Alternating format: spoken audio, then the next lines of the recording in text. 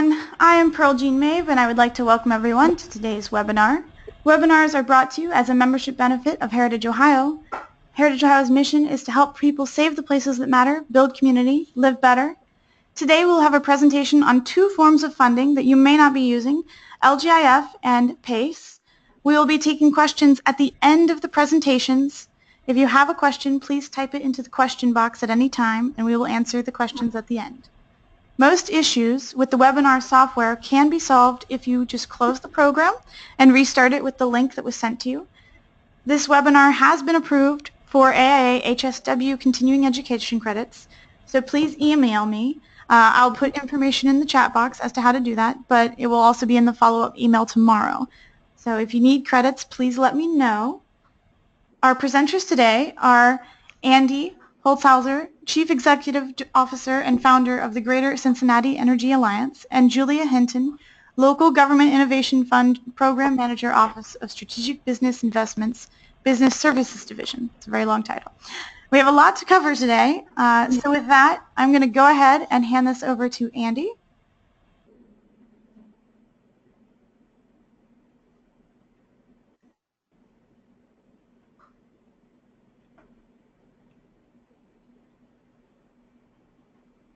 Very good. Can you see my screen okay? Yes. Okay.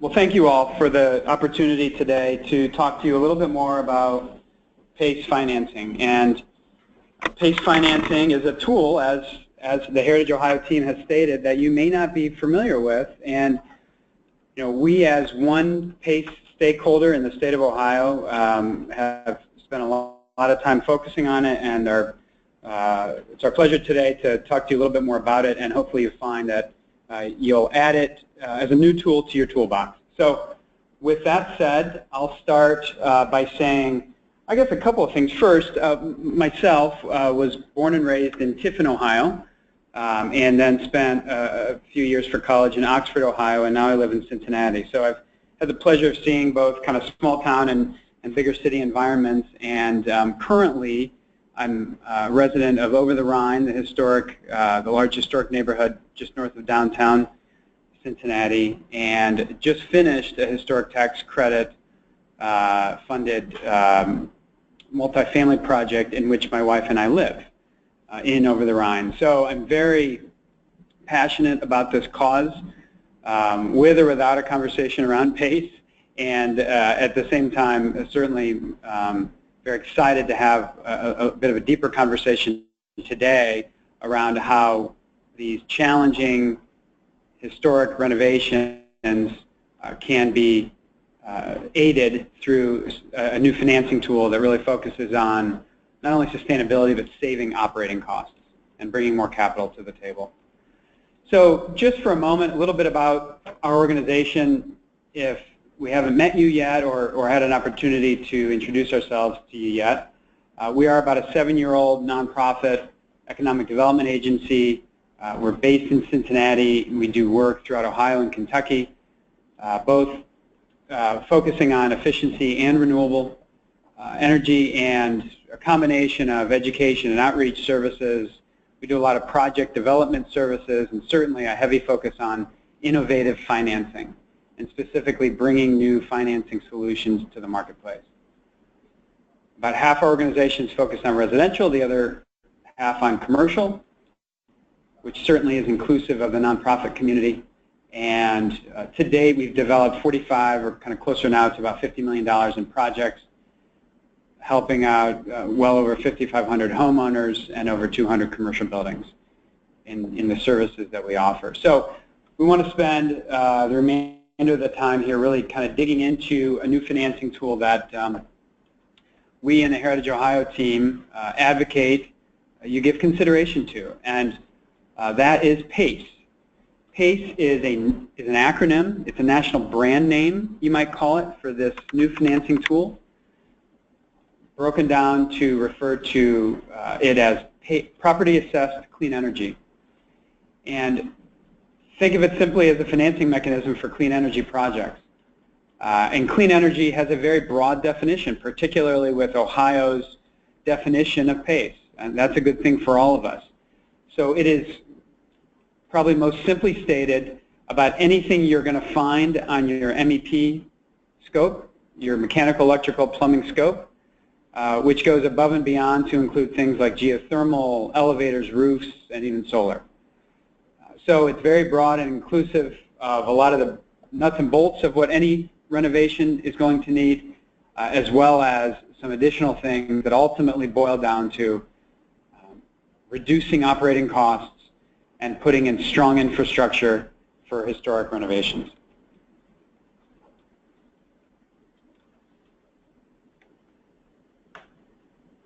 There's a lot of reasons why PACE is a big gap filler. It has only really been in the marketplace nationally since about 2008. It's been in Ohio legislatively since about 2010, but it's on a significant growth trajectory. So if you haven't heard of it yet and you're wondering why, it's because it is still somewhat of a nascent tool, although there are now billions of dollars in the country that have been financed projects using PACE, both residential and commercial. So it's growing quickly, and we're certainly very passionate about seeing more of that growth happen in Cincinnati and really throughout Ohio. It's fundamentally, as I said, another economic development financing tool. I'll show you a case study at the end of our discussion today that shows PACE sitting right next to TIF and historic tax credits in a multi-layer financing package that will give you a good idea of why this really adds value to the financing stack that you're developing. It certainly has a fundamental benefit to lowering the cost of doing business or really the operating costs of any business that takes on a PACE investment, because again, it's focused on optimizing energy investment, which ultimately reduces operating costs in the form of energy bills. Without question, it has a workforce development impact. Much of the work that all of us on the phone do certainly has the job creation impact. But as we advocate for this to our local government stakeholders, that's certainly a big part of the equation. And as we know, when we reduce energy consumption, we clean the air in which we breathe, and that has, from an externality standpoint, certainly a positive impact on the environment as well. Here's the beauty of PACE. I think a lot of the folks on the phone have a stomach for complex financing. You're doing the work that you do because the private sector typically cannot do it on their own, and it's complicated, and it takes time, and there's a lot of distressed parts of our marketplace, particularly in historic buildings, that need time and attention. And the beauty of PACE, although it may sound new and complex at times, is that it really uses a century-old financing mechanism that is a public benefit. This is special assessment financing. So these are, this is our communities financing energy investment in the same way that they have since Benjamin Franklin used the first special assessment a couple hundred years ago to finance a fire station. Our communities today, and for a long time, in Ohio, I think for about 100 years, have financed water and sewer service, parks, sidewalks, lighting, through special assessments. These are found on many businesses' tax bills. They require oftentimes a vote of adjacent property owners, and they are then put in place as a repayment mechanism or a financing mechanism for public improvement. PACE uses that same repayment mechanism with some key differences, and those key differences actually lead us to a greater flexibility. The biggest difference is that you can deploy PACE financing on a building-by-building basis. So when a single building in a single Main Street district or historic district or any part of our community takes on PACE financing, it is only that building that is impacted. So that building is taking on outside capital. That building is then repaying for that outside capital through this special assessment of voluntary increase of their property taxes. What that does is provides not only a very well-known and tested repayment mechanism via the special assessment, but it's a very secure form of repayment for the capital provider. A secure form of repayment gets you long-term capital at a low fixed rate, and that's good for all of us. So think of this not any differently than you would any other project, but rather than or in addition to using a conventional bank for capital, you are accessing PACE capital from a PACE investor. And organizations like ours, as a PACE program administrator, are focused on, among many things, bringing national PACE investors and the private capital that's lining up to invest in PACE deals, making sure they come to Ohio, making sure there's good, low-cost capital being grown in Ohio and coming to Ohio. That PACE provider then ultimately, once the agreement is made with the building owner to take on outside capital, develops an arrangement with the local municipality where that line item is ultimately added by the county tax collector or the county auditor's office as another line on the property tax bill. They receive the repayment schedule, and it's really no different than any other amortization schedule you're used to seeing. But the amortization schedule in this case is going to the county auditor's office to make sure that the building owner is remitting the proper amount on a monthly, or rather a semi-annual basis, to repay the PACE investor.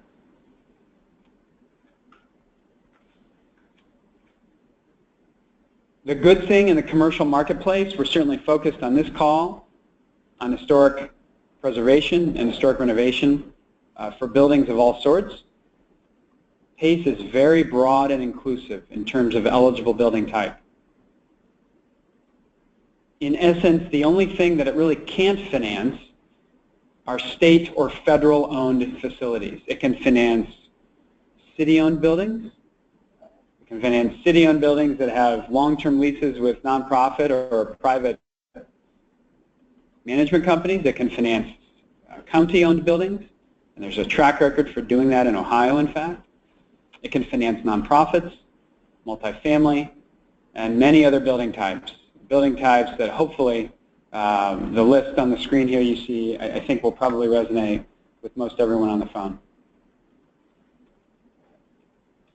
For a moment, stepping back at the national level, just so we know on the phone that Ohio is not on an island here. We are in fact a part of what is now a 33-state, even updated from this slide, collaboration across the country of the majority of the U.S. population now having access to PACE financing. When we get to this point, when we see that 80+% of the U.S. population can access this financing tool, it's only a matter of time before it becomes mainstream. And we're really focused as a nonprofit organization working in Ohio on partnering with local governments, other nonprofits, and the private sector to make this a mainstream financing tool.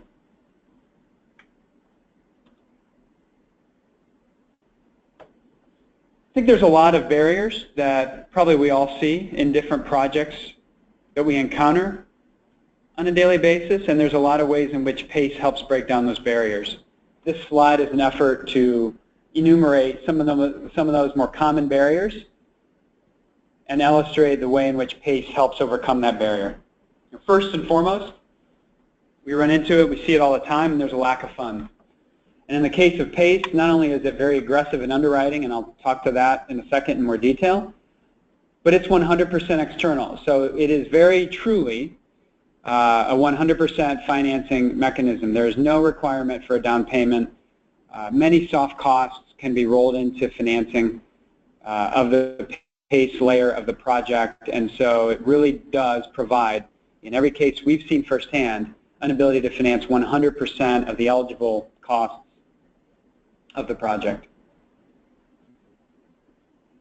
There is more and more private capital lining up every day. There is quite literally billions of dollars of capital lined up ready to invest in PACE projects.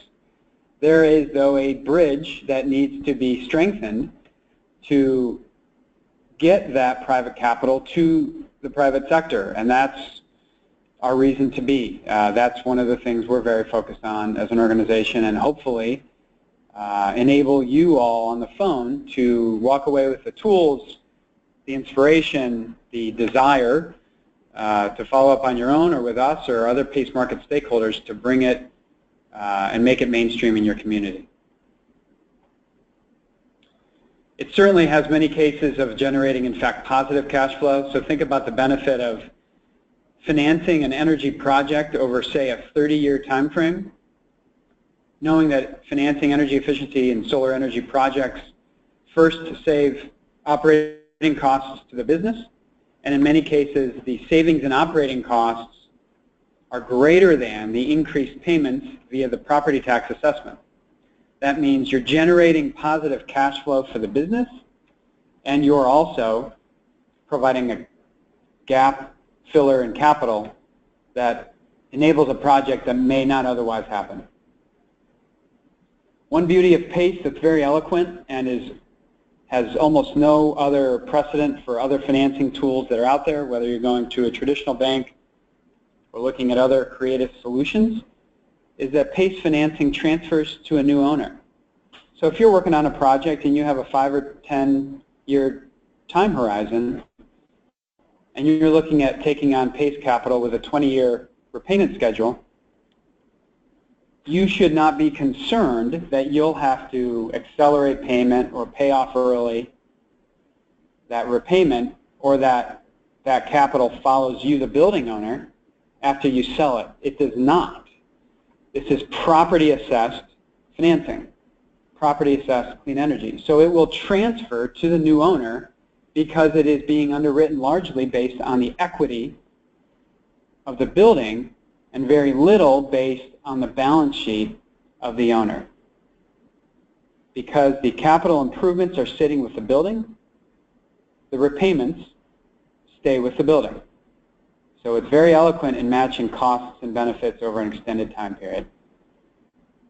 In instances of multi-tenant buildings, because of the structure of many leases, whereby increases in taxes can be passed through to tenants on triple net leases and most other lease structures, should a landlord or a building owner of a multi-tenant property go out and take on PACE financing, triple net leases are an enabler for that landlord to pass the repayment back to their tenants. So when their tenants are the beneficiaries of energy efficiency, the tenants are now also those that are paying. And we'll show an example of a case study right here in Cincinnati in a few slides that demonstrates a multi-tenant building taking on PACE financing. One big benefit as well in terms of debt limitations, and we're sensitive to that, is that PACE has a deep track record of being processed by accountants as an operating expense and not carried as debt on the balance sheet. Now certainly we have to disclaim that to ensure that you would pass that by your tax professional. However, we have a track record of seeing that on our projects, and there's a track record of large accounting firms signing off on that treatment for Fortune 500 companies, much less small, medium-sized businesses. Here's some key points for underwriting that I hope will resonate with those on the phone that are very accustomed to bringing to bear capital, particularly on challenging or distressed properties. First of all, PACE can bring a significant portion of the capital stack to bear. So let's say we're working with a building that's valued at $1 million. The layer of PACE financing, the amount of capital that a PACE investor is willing to provide, can certainly be as much as $300,000, $350,000 of that. So we're talking about PACE being able to occupy a significant portion of a capital stack, if not the entire capital stack, if it's an energy-only project. Then when we're running up against a financing stack that is multi-layered, or a building that has a mortgage, maybe has historic tax credits, has other conventional, non-conventional debt involved, PACE is willing to go up to 95% loan plus assessment to value. So if you've got a $70 loan, or in this case, using that same example where we have $1 million building and we have a $700,000 mortgage on it, it's not uncommon that we'll be able to bring to bear an additional $250,000 of PACE that takes you up to 95%. So that 70, 80, 90% portion of the capital stack that I think is typically very distressed or looking at putting significant cash flow constraints on building owners, where it might typically be asking them for a major down payment or equity injection, PACE really cures a lot of those problems and can really and truly bring a lot more capital to the table. Prepayment options are available, so that's certainly not off the table. And let me emphasize that this is not done in the dark of night to the mortgage lender. So one question you may have, and we can spend more time on this in Q&A if it's of interest, but one question you may have is, well, why would, if the PACE assessment is a senior lien, senior to that of the mortgage, which makes it secure, why would a mortgage holder actually sign off on it? Why would a mortgage holder voluntarily become junior or subordinated to a PACE assessment? And I can tell you with confidence that that's one of the questions we asked a couple of years ago when we were getting into this marketplace, and we've been very satisfied with the track record and the answers that are provided. In short, there's well over 150 banks that have signed off on it. One big reason banks sign off on it is because you're in fact improving the cash flow of the business. That's going to make that business more likely to pay the mortgage. You're also increasing the appraised value of the building because you're improving the net operating income of the building, again, by reducing the costs of operating. So there's a number of other reasons, but those are at the top of the list. And one important note is that the only portion of the PACE assessment that the mortgage lender is subordinate to is the current year assessment that's due. So if we have a 20-year PACE loan, the mortgage lender is not subordinate to all 20 years of that PACE assessment, but just that current year due, just 1/20th of it on an annual basis. So those key points have made this a very digestible solution for mortgage holders. Here's a case study specifically looking at a type of building that many of you may encounter and appreciate in terms of the sophistication of the capital stack. This happens to be in Milwaukee, Wisconsin, but Milwaukee, Wisconsin is not unlike main streets and historic districts in many parts of our great state of Ohio. I can certainly relate to it in Cincinnati and Columbus and Cleveland and even my hometown of Tiffin, Ohio, and other places. In this case, we're talking about a 135-year-old building that took on a very significant renovation. It's on the national register, much less the state and local register of historic significance. In this case, it was a $13 million total renovation. The PACE financing layer was well over 10-15% of that, as much as a $1.7 million PACE project that financed the heating, cooling, elevator, plumbing, and hot water for this historic building.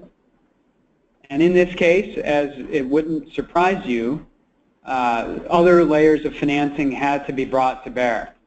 So not only did this particular building use state and federal historic tax credits, ones that we as Ohioans certainly have the benefit to as well, there was a bit of a conventional bank loan, and there was even a TIF, tax increment financing, involved as well.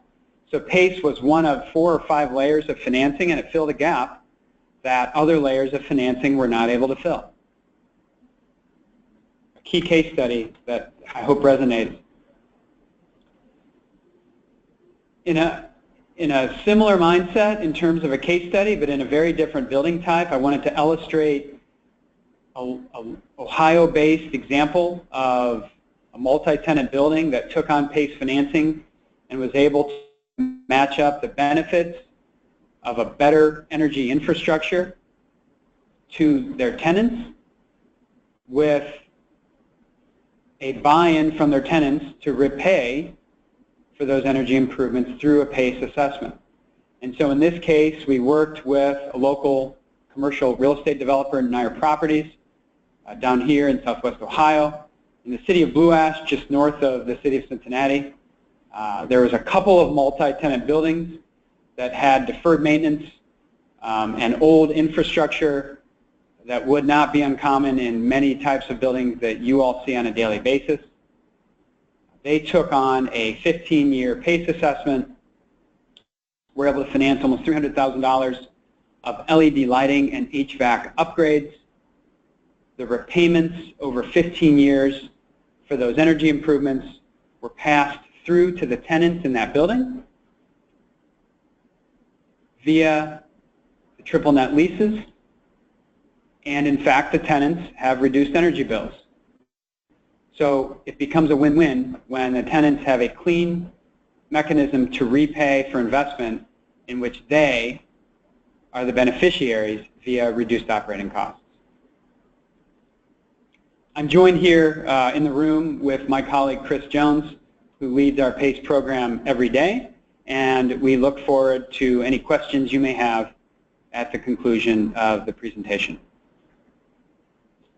And so with that, I will pass it over to Julia. Okay. Thanks, Chris. Good morning, almost afternoon, everyone. I'm here to talk about the Local Government Innovation Fund at the Ohio Development Service Agency. Specifically, I'm going to talk about one program that I think will interest a lot of you, and that's our loan program. Just a quick overview of the Local Government Innovation Fund is set forth by legislation, and the program has two components to it. The Local Government Innovation Program, which consists of grants and loans, and there's also the Local Government Efficiency Program, which has scholarships and grants. And the efficiency program, the scholarship piece, is kind of coming to a close, so we're no longer accepting scholarships. Those scholarships were for Lean Ohio boot camp type training throughout the state, and grants that we have for the efficiency program are really for process improvements. If you're looking to streamline some of your services, your customer service processes, you could go through a Lean Six Sigma type of process with a consultant, and the state would assist in paying for that. But I think what we're really looking to talk about today is the innovation program. And this grants are for feasibility studies. We really pay for those soft costs that are associated with looking at different types of collaboration and shared services projects that you might be interested in. We offer up to $50,000 for those feasibility studies, and the end product that we're looking for is a final study, a report that could ultimately potentially be shared with others in the state on how maybe you've merged or looked at merging of services.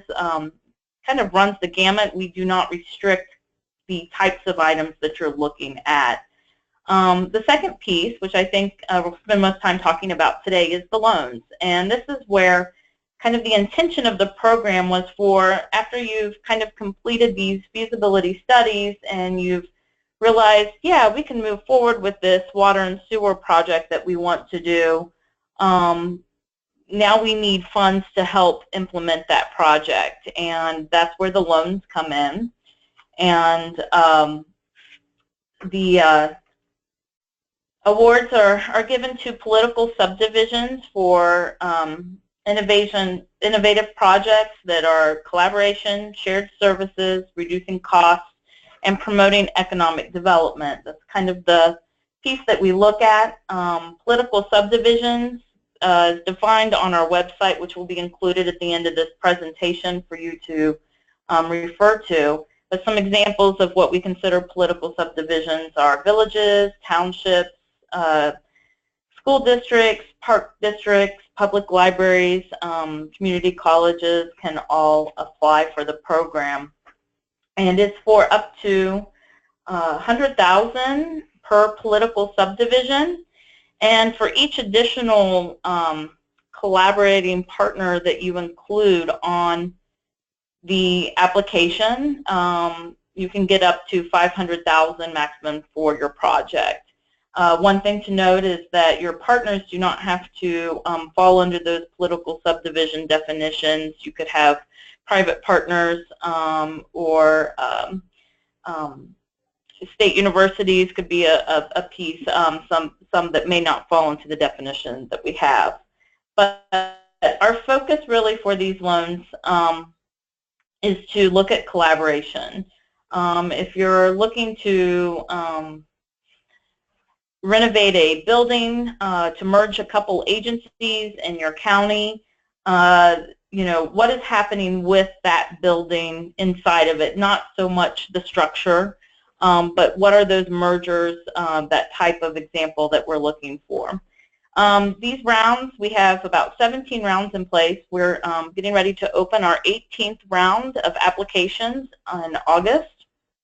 And they are competitive, and they go forward to our local government innovation council on a quarterly basis, and they review these applications and award them on a competitive basis. So that is something to keep in mind.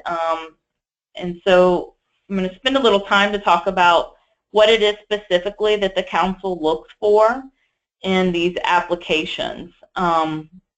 We're really seeing if you've clearly defined your project. You know, what project what are you trying to solve with your project? What are your goals of the project, and how does it relate to the mission and vision of your agency? And how is this project going to affect the needs of your community? And is it responding to substantial changes in the community or region? One example that I like to give for that piece is that you maybe have recently had an influx of new residents, and you are looking to expand a waterway or something to that effect. And so the loan would maybe go towards implementing new resources because of the growth in your community. Collaboration is a huge part of this application. It's kind of one of the main things that the council does look at when they are reviewing these awards, and we want to kind of know how did your partnership maybe come about? How are you working together on the project? One of the requirements when you do apply is that you have a partnership agreement in place so that you kind of outline the lead applicant's role and some of the partner that you might include in your application, what their role is expected to be as well. And what are the circumstances that establish the partnership? Again, that somewhat ties back into some of the project definition, but we're really looking to see, you know, that this partnership is on solid ground. Success measures. We want to know, have you implemented any shared service type of projects in the past, or have they been successful? And additionally, we look at significance measures. Will the project have an impact on a business environment or provide for community traction? Maybe you're looking to consolidate some agencies, and there's a vacant building in your downtown that with some refurbishing might be a useful place to combine some of these organizations, you know, and would that, by taking an empty building and creating a new space that's maybe conveniently located, how would that improve the community attraction? And another issue that we look at is, is this project innovative? And we don't really restrict what types of projects that you apply for. We're looking to see, what are some creative things that you want to tackle in your community. Another piece of our loan application that we look at are the financial measures. Of course, we want to kind of be good stewards of the state dollars that the program is looking for. So we're wanting to know if this project is going to provide cost savings to you, and what do you expect the return on investment for your project to be, and how long will it maybe take to recoup these costs that you plan to spend on your purchase. These are 2-year loans, the time that you have to apply for the funds, and then you have, once you've submitted your last disbursement request, you have a 12-month grace period before the 0% interest loans are required to be paid back. So just a few examples. I just kind of randomly picked a few from the earlier rounds that we have done. The Licking County Commissioners had a Licking County 911 Center renovation where they wanted to consolidate some multiple public safety answering points into a single county emergency communication center. The Village of Mount Orab looked at the acquiring and renovating an existing vacant facility that they had into a fire department substation, and also combining that with a township hall maintenance facility. And then we have in Cross Creek Township in Jefferson County, they wanted to purchase a former ODOT facility to consolidate several offices and departments into one location. There are examples of other projects on our website that you can look at, and if you click on our website, the information will again be at the end. On the left-hand side, there'll be a list of awards by rounds, and you can kind of get some examples, but again, we don't limit what your project looks at. It's really more that collaboration that we're looking for, and the sharing of services, the mergers, and the co-production. Our next round, as I might have mentioned before, will open August 1st this year. And again, they're awarded quarterly by the Local Government Innovation Council, who will meet November 17th for review of the August 1st round. You'll have from August 1st through September 15th to complete your application. At that time, after it closes, we do allow for a cure period where if we see that you're missing any information, or we want more information on some of your project definitions or some of the information that you provided, we will allow an opportunity to get some more of that information prior to it going to the council for review. And listed here is our website, and additionally, if you'd like to join our mailing list to get updates on when our next rounds are open, there's an email for that, or you can email me as well, and I can be sure to put you on that list. And I think we can turn it over to Pearl maybe at this point. Any questions?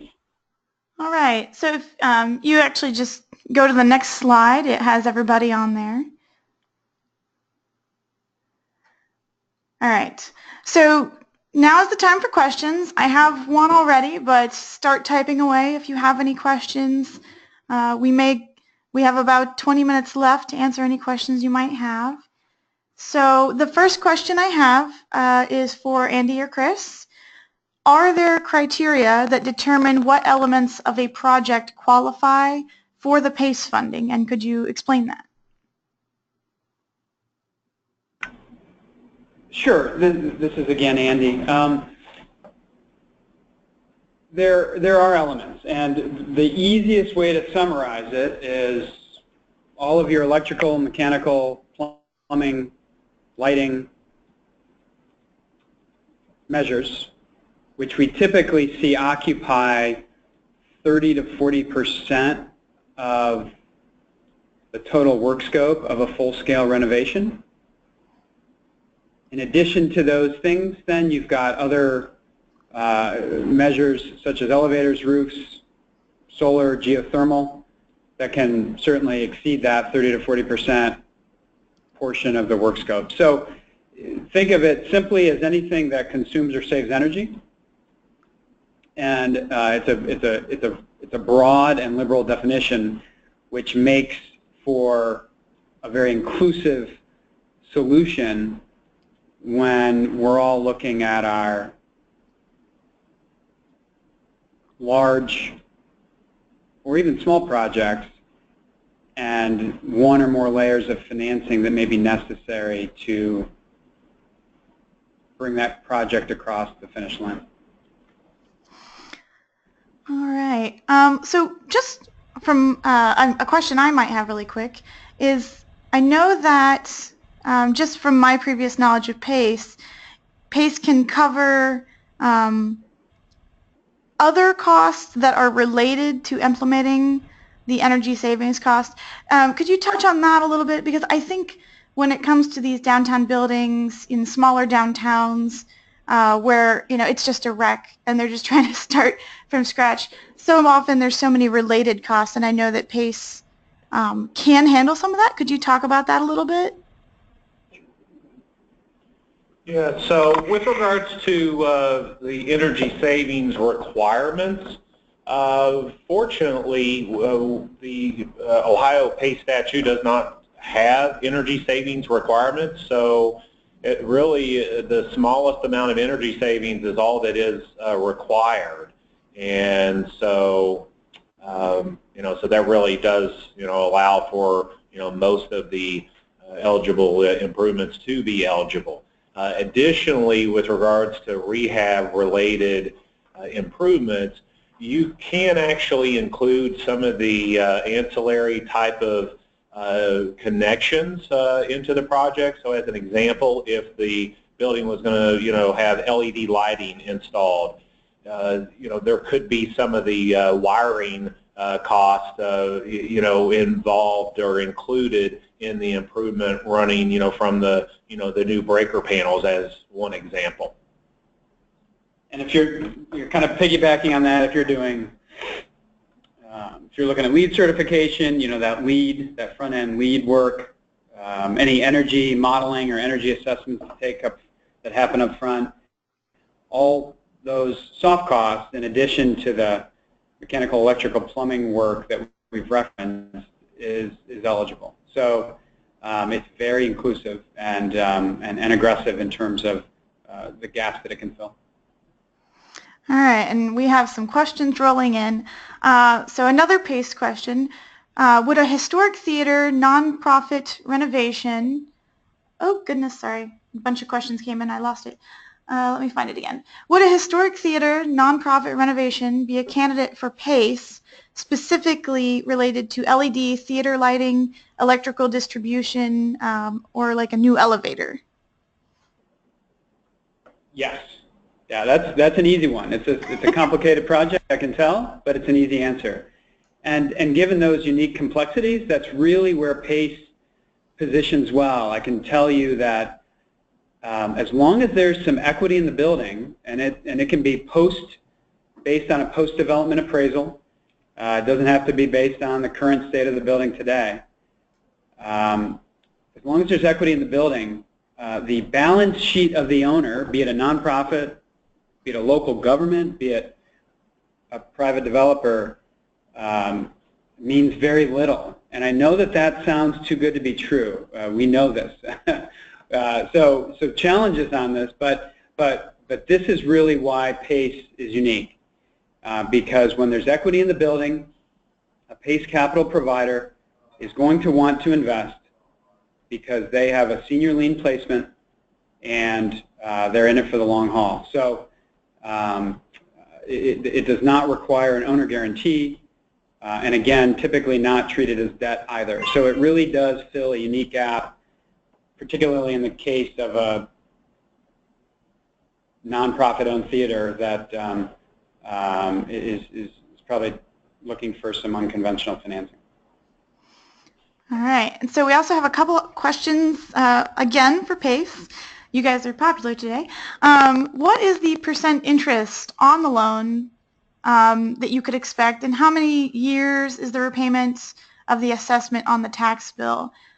So could you talk about the rates and, again, how that repayment is done through the taxes? Yes, so you're going to see a 5.5% to 6.5% interest rate in most cases, and that is fixed for up to 30 years. So one real gap filler we see that it has is that you simply cannot find capital in the market. If you're going to go get an equity line, it's probably 5 years, maybe 10 years. It just really fills a gap in being that long term at a fixed rate that does not adjust to the changing economy. So it provides a lot of assurance and predictability over time for operating costs for a business. All right, another question about PACE. Can you stack this opportunity? For example, the building is a complete wreck, so its current assessed value is low, but as improvements are made, the assessed value has increased. Can you add an additional PACE project to the new value?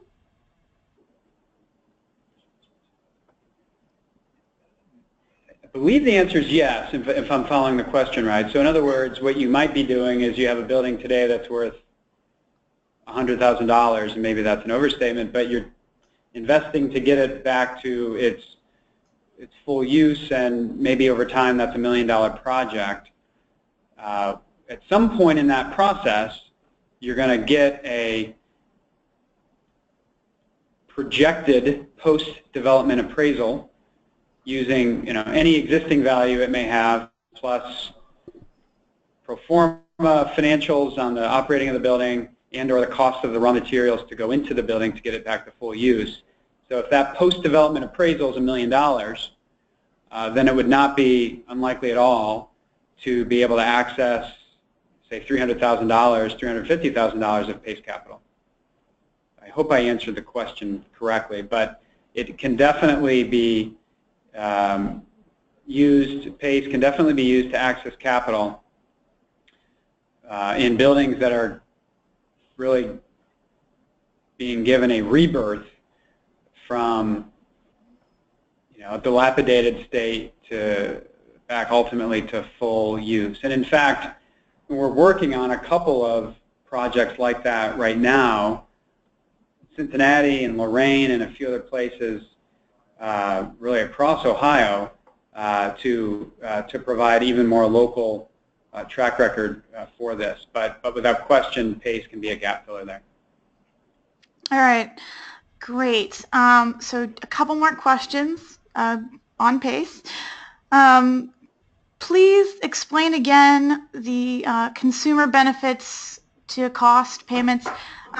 So you pass the payment cost on to the tenants. Can you touch on that and explain that a little bit? Sure. Yeah, so this is Chris. So what that does is the building owner who has triple net lease agreements with the tenants, because PACE is a special assessment and defined as a tax, although it's really a voluntary tax, the property owner then can pass that increase in tax through the special assessment onto the tenant without a rework of the existing leases, essentially through the CAM charges that are in the lease agreements. So it really solves the old dilemma of a building owner, actually investing in the building, but the tenants realize the energy savings. And so this is really a way to help offset that. So even though the tenant would see an increase in their CAM charges, they would certainly be seeing a decrease in their operating expense through the utility bill. All right, and how, again with PACE, how do you know if your city or county is capable of accommodating the PACE funding? Who do you go to talk to about implementing this? That's really what we do all day, every day. So until the day comes, maybe in 10 years, where you can walk into any bank and understand what their PACE financing options are, or all developers have their own PACE financing relationship, the market is in Ohio nascent, and so when it comes to developing projects, modeling energy savings, webinars like this to educate and speak with developers and other municipalities, other nonprofit stakeholders that are developing projects, on over to then actually engaging local governments themselves, which ultimately do have to pass enabling legislation, which then ultimately enables us to bring private capital to a private building. All of those steps are what we focus on. So the short answer is that you can call us. We'd be happy to take it offline to provide more detail. But again, our goal, our hope for Ohio and the rest of the country is that this becomes mainstream and everybody has the experience and tools to do it on their own. But like any newer tool, it's going to take time and partnerships and new resources to be able to do that. And that's a big focus of our nonprofit organization. All right, and I think we have one more question about PACE. Again, if anybody has any other questions, and any questions about LGIF as well, please do type them into this point.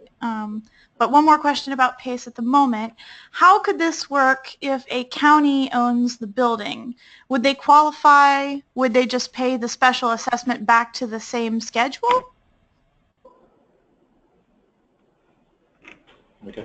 So yes, the county can participate with PACE financing, and much the same as with a nonprofit, a county parcel would be on the tax record, and so we were simply just adding a new special assessment to the tax bill. So if that county, again, much the same as a nonprofit, had not received a tax bill for standard property taxes, they would just simply start receiving a tax bill with the PACE special assessment included.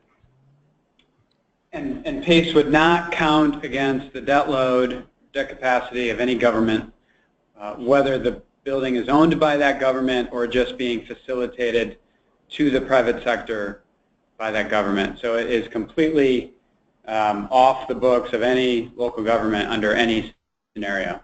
We do get the question a fair amount from cities and towns and townships and counties of, okay, this looks great, but we don't have the debt capacity, we don't have the bonding capacity, and this in no way impacts those areas of our financing infrastructure. It is private capital to a generally private building owner, although it can be a city and county owned building, and repaid through special assessment financing, just like many buildings repay sidewalk assessments, lighting assessments, and the like. All right, one more here for PACE again. If the project is residential, can an individual call you to begin the process? That's a timely question, and I did not. We did not set this up with the requester of this question. It's a timely question because actually just yesterday, the short answer in Ohio right now is not yet. But the slightly longer answer is that just yesterday, the White House, in partnership with many federal agencies, released guidance to enable the residential market to access PACE financing. So I anticipate that residents in Ohio will be able to participate in the PACE financing market like their commercial counterparts within a 12 to 18 month time frame. And that's good for all of us because there are billions of dollars that have been invested into residential properties for PACE financing across the country as well as commercial properties. All right. Well, that looks like the end. Ooh, okay, one more. Couple more, sorry. What about for-profit mixed-use shared space? Could you explain how that might work for a for-profit mixed-use project for PACE? Or for LGIF? The questioner was not clear. I guess, Sean, could you specify whether you meant, oh, either, okay. So for either PACE or LGIF, so take turns, how can this apply to a mixed-use, for-profit shared space? From a PACE standpoint, it's pretty clean and straightforward. Since it's a non-residential building and a non-residential use type, then it's fully eligible and would be able to access capital based on amount of equity in the building and appraised value in much the same way as was described. And for LGIF, mixed-use facilities are eligible as long as you can show that there is some type of collaboration going on, merger, efficiency, and potential economic development or community improvement with the project. And for those mixed-use buildings, just to clarify, that would include residential, and that would qualify for both types of funding if it includes residential? Yes, because there's that commercial component. It's essentially under the broad definition within PACE of non-residential. Even if it was purely commercial and 5 units or greater, which then crosses over into multifamily, it's also PACE eligible. PACE defines residential purely as 1 to 4 units, and that's what isn't yet, although will be available in Ohio in the next several months. For LGIF, residential is maybe a little trickier. You need to keep in mind that the applicant can't be residential individuals. It does need to be a political subdivision that would be applying for the loan. So they would have to have a tie-in to the residential area with the project that they are doing. I could see that there would be maybe some utility work or other types of residential type activities that maybe a local government would have a tie-in to that would be eligible. Hopefully that, and one of the things that we are here for is to answer questions that might be more specific as you're looking into those projects. So please do call with those types of questions. All right. So for these types of projects, PACE and LGIF, does prevailing wage or other restrictions apply for using these funding sources? For PACE, there are no such restrictions. We do have some information in our grant agreements on prevailing wage or our loan agreements. So if you'd like a little more information about that, but it is defined underneath our loan agreements. I just don't have that language on me right now. Okay. And then I think we'll do this last question. For PACE, what is the typical lead time needed to work with local government agencies to get them on board, pass the authorizing legislation, implement the first project for the locality? What time frame are we talking about to get all this through? And I'm sure that it's variable, but could you give us like an estimate?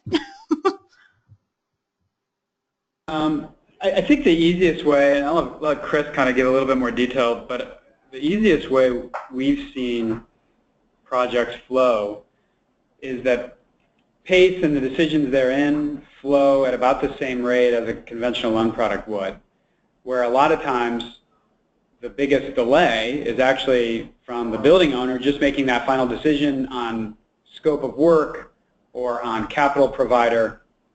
Meanwhile, we're working behind the scenes with the local jurisdiction on the enabling ordinances and things like that. But generally speaking, at the same pace, I guess pun intended, that conventional loan products work. So if there's a really tight time frame, PACE and the unique aspects therein, since we've done it enough and seen it enough, we have great confidence that it can meet the timing needs of the project.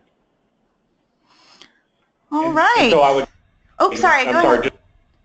ahead. Just quickly, this is Chris. So just to point out is that if a local government has not created a PACE district, there does have to be a property owner with a project who wants to use PACE to actually allow and create that. So bottom line is, as Andy was saying, is as long as the property owner has the project, wants to do it, but then typically we would see somewhere in the 3 to 6 months of a local government doing what they need to do to get the project to a complete and final closing. And a big highlight on it depends. Each local government is different with regards to the speed in which they can act and will act, but that's just a general time range. All right, thank you. All right, so I think with that, we're going to wrap up. Andy, Chris, and Julia, thank you so much for presenting with us today and all this great information. My head's going to be swimming. For everybody else, feel free to contact these lovely people. They are here to answer your questions. The presentation will be available. I'm going to be sending out an email tomorrow. Just let me know if you need it or if you need AIA credits. With that, thank you everybody for attending the webinar today. For our calendar of upcoming events, including future webinars, please visit us at heritageohio.org and have a great afternoon.